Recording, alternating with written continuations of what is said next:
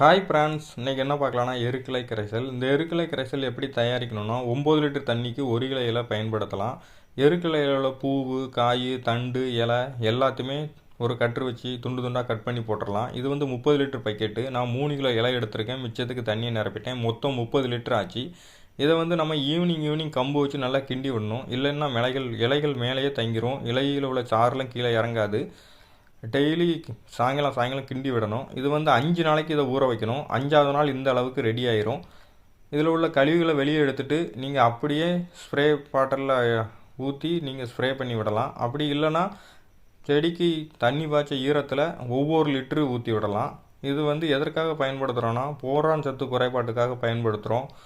பூவு உதிராமல் இருக்கிறதுக்கும், காய் வந்து உதிராமல் இருக்கிறதுக்கும், காய் வந்து வெடிப்பு வராமல் இருக்கிறதுக்கும் இதை பயன்படுத்துகிறோம்.